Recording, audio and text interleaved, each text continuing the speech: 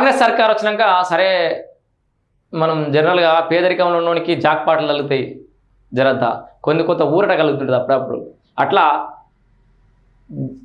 కేసీఆర్ సర్కార్ అయిపోయిన తర్వాత 10 ఏళ్ళ పాలన అయిపోయిన తర్వాత అడుక్క తినే పరిస్థితి దాకా మన రాష్ట్రాన్ని వాళ్ళు దిగదార్చిన తర్వాత దాన్ని ఆ ప్రభుత్వాన్ని నిలబెట్టడానికి ఈ పరిపాలన చేయడానికి ఈ బండిని తెలంగాణ సంసారం లాగడానికి రేవంత్ రెడ్డి చాలానే కష్టపడుతుండు. ఆయన ముఖ్యమంత్రి కావడానికి ఎంత కష్టపడడో కానీ వచ్చిన ముఖ్యమంత్రి పదవిని కాపాడుకొని ప్రభుత్వాన్ని నిలబెట్టడానికి పరిపాలన యంత్రాంగాన్ని సెట్ చేయడానికి మాత్రం చాలా కష్టపడ్డాడు. మొత్తానికి 2 ఏళ్ల కాలంలో అయితే అటో ఇటో సెటిల్ అయిపోయింది. ఇప్పుడు డోకా లేదనుకో, మొన్నటిదాకా కొంచెం పరిస్థితి వేరే ఉండే కానీ ఇప్పుడు డోకా లేదు రాష్ట్ర ముఖ్యమంత్రి రేవంత్ రెడ్డికి, సెటిల్ అయిపోయాడు. ఈ 2-3 ఏళ్లలో మరి మిగతా అంశాల మీద కూడా ఫోకస్ చేస్తాడేమో. అయితే సెంట్రల్ యూనివర్సిటీ హైదరాబాద్ హెచ్సియు సంబంధించిన భూములకు సంబంధించి కూడా పెద్ద వివాదం నడిచింది మీకు తెలుసు. అది గతంలో కేసీఆరే అమ్మాలని ప్లాన్ చేసిండు. కొన్ని ఏళ్ళు కోర్టులో కేసు నడిచింది. అది ఎవడో ప్రైవేట్ వానికి పోవాల్సిన భూమి, ఎందుకంటే గతంలో ఎప్పుడో ఇచ్చిరు ఆ భూమిని కట్టబెట్టిరు. వాడు గెలిస్తే వానికే పోవు. విద్యార్థులు కొట్లాడినా లాభం ఉండకు, ప్రభుత్వం కొట్టినా లాభం ఉండకు. అది గెలిచింది ప్రభుత్వం. సరే ఎంతకేలకు ఆందోళన చేసిరు.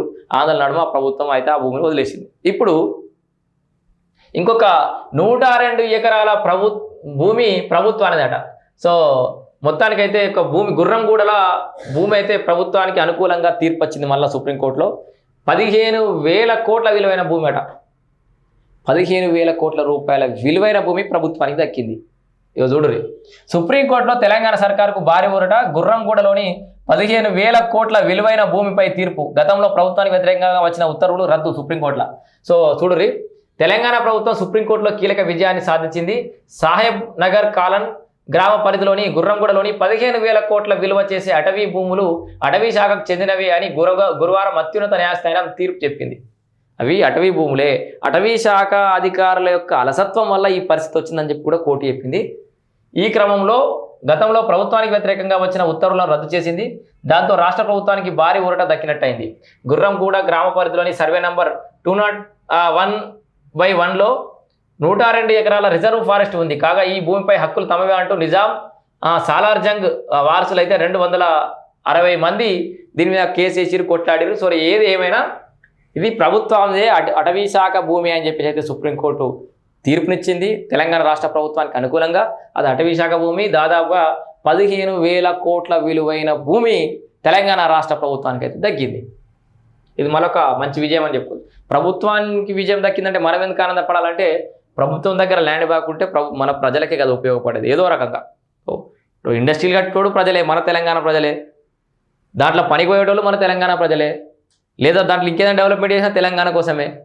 ఎవరికో బయటకి ఇచ్చినా దాని గురించి వచ్చే ట్యాక్స్ల వల్ల బాగుపడేది మన తెలంగాణ రాష్ట్రమే, బాగుపడేది మనమే. సో ఏదేమైనా ప్రభుత్వం దగ్గర ల్యాండ్ బ్యాంక్ ఉంటే మనందరికీ భరోసా. మనం ఇప్పుడు పంచాయతీలకు పోతాం ఒక పెద్ద మనిషి దగ్గరికి, ఒక పెద్ద మనిషి దగ్గర పైసలు పెడతాం. అటోడు ఇటోడు కలిసి ఇద్దరు కలిసి నమ్మి ఒక దగ్గర పెడతారు. ఎందుకు నమ్మకం అంటే ఏడికి పోయినా ఇద్దరం అయితే లాభం ఉంటాం, ఏదో ఒక నష్టమైతే ఉండద్ది అని ఇద్దరు నమ్ముతారు. అట్లనే రాష్ట్ర ప్రభుత్వం దగ్గర ప్రభుత్వ భూమి ఉంటే, ల్యాండ్ బ్యాంక్ ఉంటే మన భవిష్యత్ తరాలకు ఏదో రకంగా ఉపయోగపడుతుంది.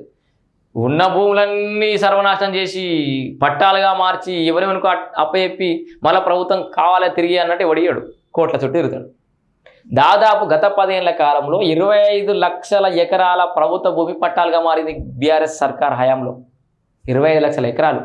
దాంట్లో అటవీ శాఖ భూములు ఉన్నాయి, దేవాదాయ శాఖ భూములు ఉన్నాయి, వక్ఫ్ భూములు ఉన్నాయి, ప్రభుత్వ భూములు ఉన్నాయి. ఇవన్నీ పట్టాలుగా మారి పోనీ మరి దాంతో ఏమైనా అసైన్మెంట్ కమిటీ చక్కగా పనిచేసిందా? ఎవరికైనా పేదోనికి భూమి ఇచ్చిందా? దళితునికి 3 ఎకరాల భూమి ఇచ్చిందా? భూములు కోల్పోయినకి భూమి ఇచ్చిందా అంటే ఏం లేదు. ఆ ఉన్న భూమి ఏమో అట్లా చేసిన పరిస్థితి.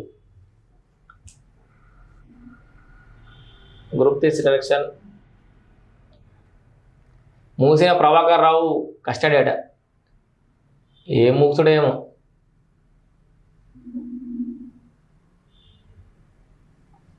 ప్రభుత్వ అవినీతిని ఎండగడుతాం, అసమర్థతను నిలదీస్తాం, మరోసారి కేసీఆర్ సీఎం కావడం ఖాయం.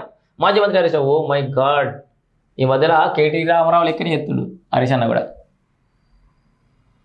ఏమన్నా హరీష్ అన్న మాట్లాడే ఇలా గిలా మాట్లాడతారు వీళ్ళు మత్తగానే. చూద్దాం ఆగురి.